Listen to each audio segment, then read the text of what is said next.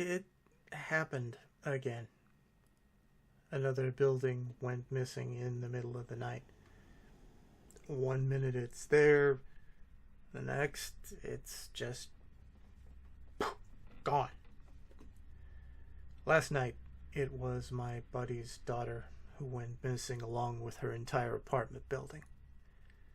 They had come over that very day to shoot the shit over a couple of beers. She had asked about apartment 426, and since it happened so close to her, I told her everything I knew about it. Understandably, I think what I told her really freaked her out, and I tried to change the subject, but she and her dad left not long after. That very night, while I was getting ready for bed, my old police chief called me. He knew that I was close with her dad, so he figured he'd call me and let me know what had happened. He asked if I wanted to be a part of the search. I agreed, of course.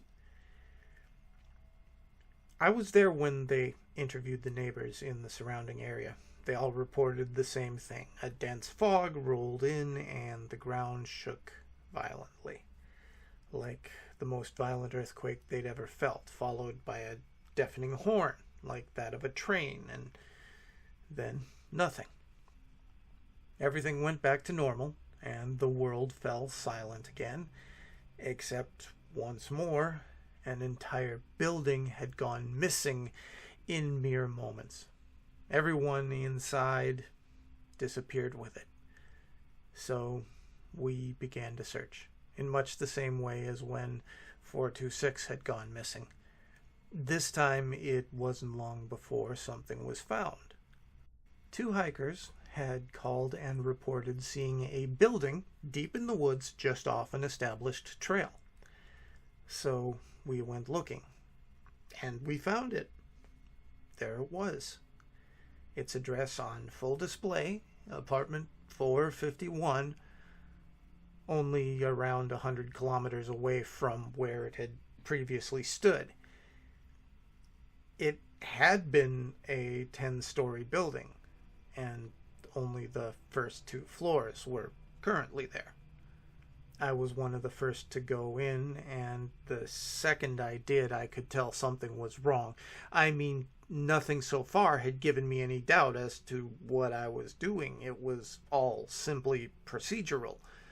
But the second I stepped in there, the hairs on my arm all stood on end. Something about the place was completely off. Something more than what I was seeing. It was like every nerve in my body was telling me to get out. The first thing that hit me was the smell. Hot copper. The air was thick, heavy, almost muggy, hot and humid. Despite it being midwinter, having snow covering every inch outside, and the floor plan was all wrong. I mean, doorways leading to nothing but walls, and hallways that just abruptly ended. Trees were growing through the walls and ceiling like they had just phased through everything. I opened one of the doors, and it led outside despite being a normal room door with a number like every other. And there was an elk there, standing still, completely frozen. It had this look of pure terror on its face, but it wasn't looking at me. It was looking past me, like it could see something behind me, something I couldn't see. Another officer called out to me, and in the brief moment when I looked away, the elk disappeared. I don't mean it walked away or ran. The tracks walked up to the door frame and ended right there. I didn't know what to make of it. I mean, everything here was impossible. So why was it that humid air and an elk were the only things that I could think about? As if those things were what reaffirmed the inconsistencies I knew were there.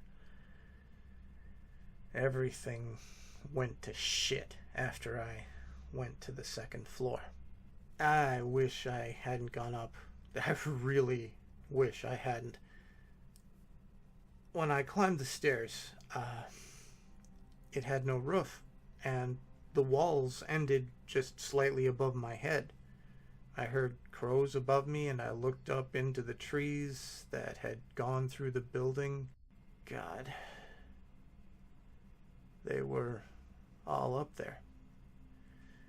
Over 100 of them up in the branches, writhing and moaning in pain. Every tenant of apartment 451 was up there, alive, suffering. Some looked as though their skin had been peeled from their flesh. Most of them were missing limbs and pieces of their bodies, all ending in straight edges, as though they'd been cut off in one simple motion. And I saw her up there too. Well, what was left of her. She'd been cut cleanly in half just above the hips, and her guts dangled down. Crows were pecking at them.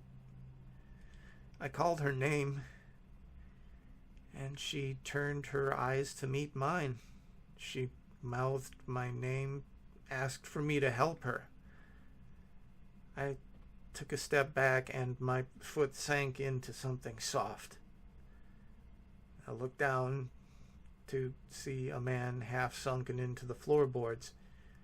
His skin was translucent. It reminded me of the other fellow that we'd found encased in stone. He screamed, and they joined them, all of them screaming in deafening unison. Then it just got foggy out of nowhere. It just appeared, and in seconds I couldn't see 5 feet in front of me. That's when the building began to shake violently. It nearly threw me to the ground, but I caught myself. I knew what that all meant, so I headed for the exit as fast as I could, calling out to the others to hurry and get out. As I exited behind one of my co-workers, my foot snagged on the door frame. I fell hard, knocking the wind out of me. But the worst part was that blaring horn. It felt like someone was holding a train horn right next to my ear. I held my hands up to my ears, but just as soon as I started, it fell silent again. When I rolled over onto my back, the building had vanished again, and my foot that had been caught on the doorframe, well, it was just gone. Didn't bleed, didn't hurt. My leg just ended in a straight edge right above the ankle, or where the ankle had been. I looked around and noticed that only the officer who had exited before me remained. The other 3 hadn't made it out in time. I knew them well. They'd had families. They'd been good men, and they didn't deserve to never see their children grow up, to never grow old and look back at all that they'd accomplished. He took me to the hospital, and they couldn't explain it any more than I could. It wasn't cauterized, it was just an open wound. But it didn't bleed, didn't hurt, didn't do any damage at all. I found her post. I'm writing this in her honor. She was right. People need to know.